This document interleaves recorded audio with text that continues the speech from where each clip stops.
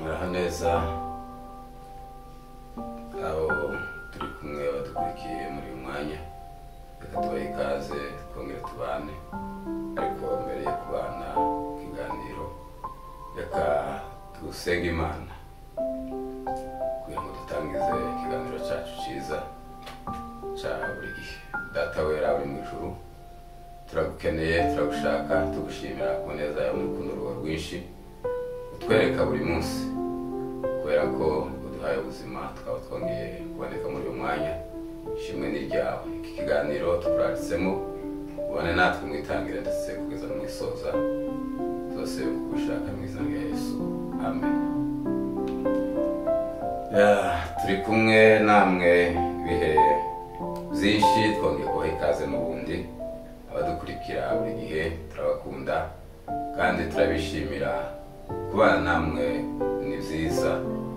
Rero ikiganiro cy'uyu munsi nanone dufite insanganyamatsiko yacu igira ngo ishimwe ryiza ry'umugabo ukijijwe mu rugo. Ishimwe ryiza ry'umugabo ukijijwe mu rugo, niyo nsanganyamatsiko dufite ikiganiro turi buganire, turi bubane namwe kugira ngo dufashwe twese. Turebe rero, turashingira ku ijambo ry'Imana. Nibyo biganiro byacu twibandaho cyane, ni ijambo ry'Imana. Ubu rero iki kiganiro kirajya kureba ku mugabo ukijijwe. Hariho n'abagabo badakijijwe, ariko kandi hakaba indangagaciro zitandukanye z'umugabo ukijijwe mu rugo, hakaba n'umugabo udakijijwe. Izo ni indangagaciro zibiri, ariko umugabo ukijijwe turajya kureba indangagaciro yiwe nk'uko ijambo ry'Imana rije kutubwira. Rero ukijijwe by'ukuri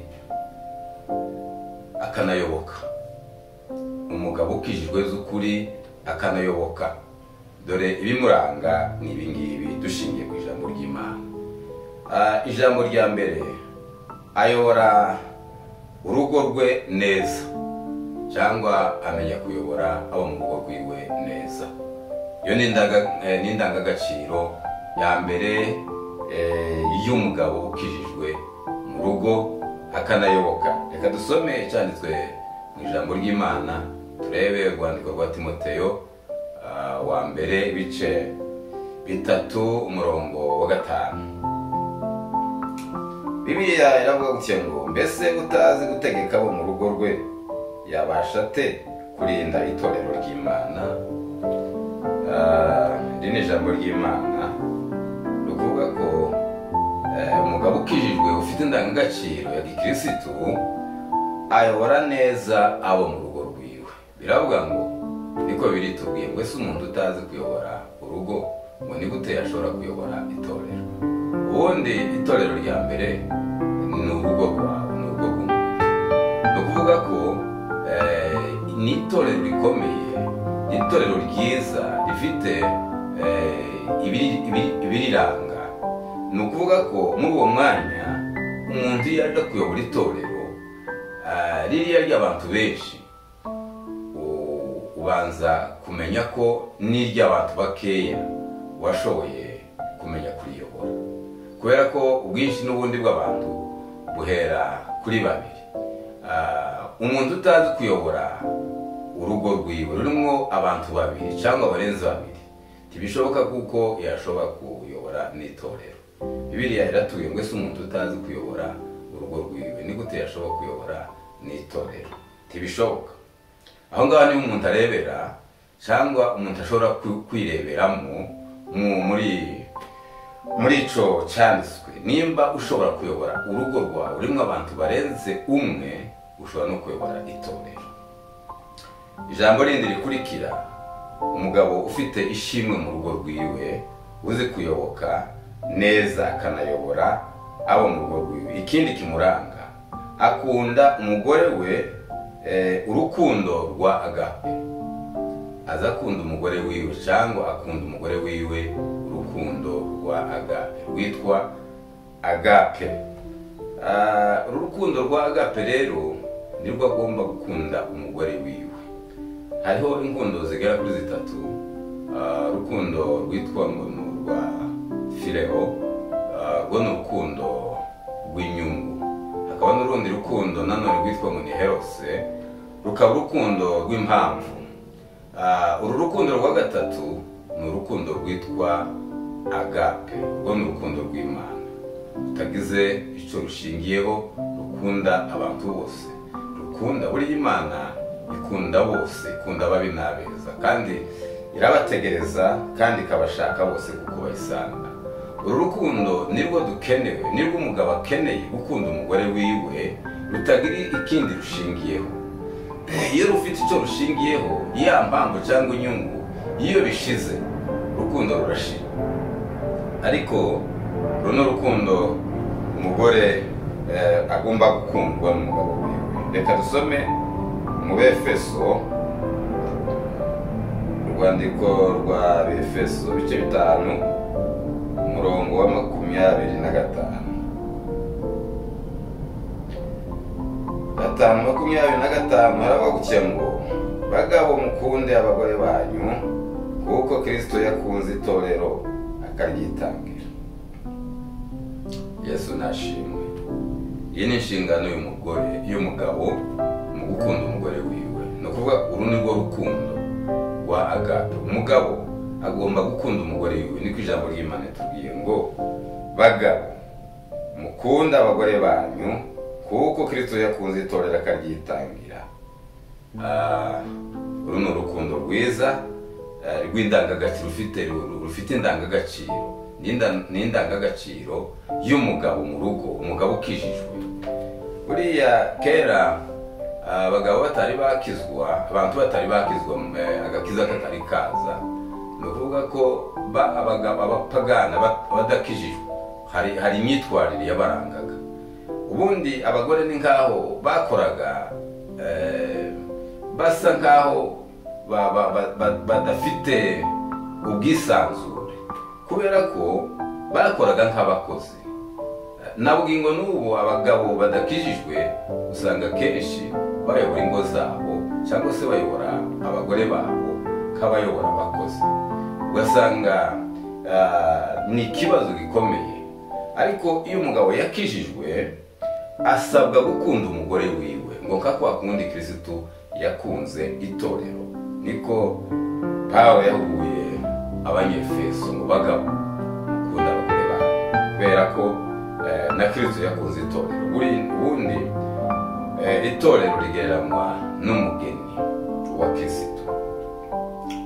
Irindi jambo nanone dushobora kureba muri Petero, haravuga ngo umugabo abana n'umugore we yerekana ubwenge.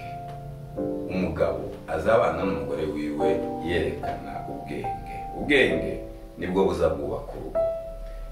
Dusome mu rwandiko rwa Petero.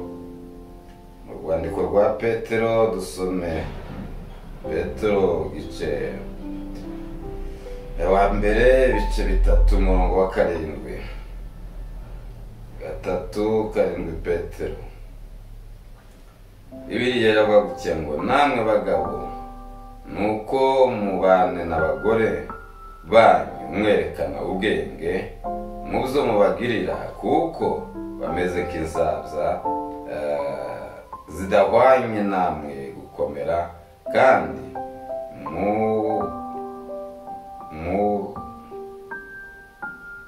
mububahe nk'abaraganwa namwe ubuntu bw'ubugingo, kugira ngo amasengesho yanyu ye kugira inkomyi. Haleluya. Iri ni ijambo ry'Imana ngo bagabo mukunda abagore banyu, mubakunde kandi mwerekana ubwenge mu kubana nabo, kuko ngo bameze nk'abakundi bw'inzabya badahwanye nabo gukomera. Mwerekana ubwenge mu kubana nabo. Bagabo mukunde abagore banyu, mukunde abagore banyu bagabo, nuko mubane nabo bagore banyu mwerekana ubwenge mu byo mubagirira byose, kuko meze k'inzabya zidakomeye mudahwanyije nabo gukomera. Hagati aho ngaho musabwa kubakunda no kwerekana ubwenge mu kubana nabo. Nanone irindi jambo riratubwira ngo uwo mugabo indangagaciro yiwe agira iyerekwa ryiza, agira iyerekwa ryiza ku muryango wiwe, iyerekwa ryiza ku muryango. Iyo ni indangagaciro y'umugabo ukijijwe, agira iyerekwa ryiza ku muryango wiwe. Dusome mu gitabo cy'imigani, imigani 29, imigani no ku 18. Bibiliya iravuga gutya ngo aho kwishurirwa kutari abantu bigira ibyigenge, ariko ukomeza amategeko aba ahiriwe cyangwa abahirwa. Aho guhishurirwa kutari abantu bigira ibyigenge, ni ukuvuga ko uwo mugabo agira iyerekwa ryiza ku muryango wiwe. Iyerekwa ni ukureba uko umuryango azaba, akawutegurira, akerekwa. Si ukwereka ko akundi ko guhanura ko kubanza gutitira, ahubwo ni ukugira iyerekwa ibyo azakora n'uko umuryango wiwe uzaba. Agomba kwicara agateganya, agatekereza uko umuryango uzabaho. Uwo ni umugabo ukijijwe, ntapfe kubaho gusa ngo aza abona buraca burije burakeye, ntacyo yateganyije ku muryango, uko umuryango uzabaho ejo. Ikindi, irindi jambo riratubwira ngo yubaha uwo bashakanye akaba n'umwizerwa. Yubaha uwo bashakanye akaba umwizerwa. Bibiliya iratubwira mu butumwa bwa Matayo 19:9 aravuga ngo ariko ndababwira yuko umuntu wese uzasenda umugore we tamuhora gusambana akarongora undi azaba asambanye, kandi ucura uwasenzwe nawe abasambanye. Bibiliya iratubwiye ngo yubaha umugore we, yubaha uwo bashakanye, kandi akagirwa cyangwa akaba umwizerwa. Ni ukuvuga ko agomba kwizerwa, kuba umwizerwa, akizerwa n'uwo bashakanye. Iryo ni ijambo ry'Imana ritubwiye. Nanone irindi jambo dusanga Bibiliya iratubwira ngo aha umugore we ibimukwiriye. Abakorinto aho umugore wiwe ibimukwiriye. Dusomye mu Bakorinto ba mbere ibice 7 n'umurongo wa 3. Ibice 7 Bakorinto ba mbere umurongo wa 3, usomye igice guhera kuri 3 kugeza kuri 5, haravuga gutya ngo umugabo ahe umugore we ibimukwiriye, kandi n'umugore we abigenze atyo umugore we, kuko umugore adatwarwa umubiri we, ahubwo atwarwa n'umugabo we, kandi n'umugabo nawe atwara umubiri we, kandi n'umugabo nawe udatwarwa n'umubiri we, ahubwo utwarwa n'umugore we. Ahangaha hariho amagambo muri uyu murongo, muri ibi bice hari amagambo akurikira. Ijambo rya mbere kugira ngo uyu murongo uratubwiye ngo aha umugore we ibimukwiriye. Icya mbere aramuhahira. icyo nico cya mbere umugabo ashinzwe ku mugore wiwe ni ukumuhahira. Icya kabiri ni ukumwambika. Icya gatatu akamwigisha ijambo ry'Imana. Icya kane akamurinda, icya kane akamunezeza no kumurinda stress mu Kinyarwanda ni ukuvuga ko ni ukumurinda guhungabana, kumurinda kumuba hafi, kumurinda icyamurangaza icyatuma ajagarara. Nanone irindi jambo ni ukumuhumuriza no kumukomeza, kumuhumuriza no kumukomeza mu gihe ashobora kuba ahuye n'impamvu runaka yamuhungabanya, akamuba hafi, akamurinda, akamuhumuriza kandi akamukomeza. Irindi jambo nanone ni kumugira inama no kumucaha mu buryo bw'ubwenge. Umugore ni kumugira inama, ukamuba hafi kandi ukazumucaha mu buryo bw'ubwenge mu gihe ashobora gukora nikosa, tukamukambira cyangwa umucahe nk'umucaha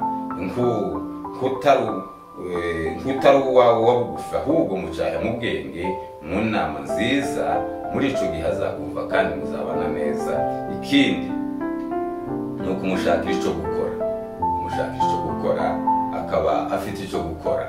Icyo rero nizo nshingano z'umugabo mu rugo. Ijambo rya 8 twari tugezeho, ijambo rivuga ngo azi guhangana ashaka ibitunga urugo rwiwe.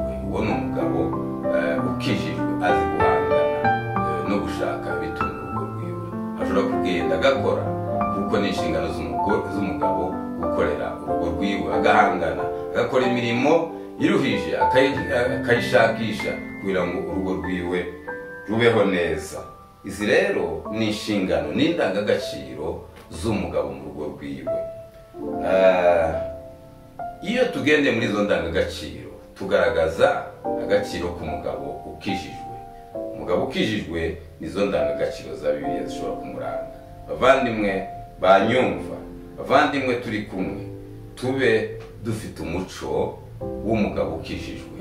Tugerageze turebe agaciro kacu nakahe mu ngo zacu. Ese tumariye ingo zacu iki? Mu gihe twumva aya mahugurwa tugomba kwireba tukamenya aho duhagaze n'icyo tumariye ingo zacu, kandi Imana izatubaza kuko Imana yaduhaye ingo zacu kugira ngo tuzihagarare. Ni twebwe responsable, ni twebwe bahagararira ingo zacu. Tugire indangagaciro nziza, zibe zifite indangagaciro z'umugabo ukijijwe, zitandukane kure n'iz'umugabo udakijijwe. Imana dufashe kandi tumenye indangagaciro zacu. Murakoze, mwakira ijambo ry'Imana.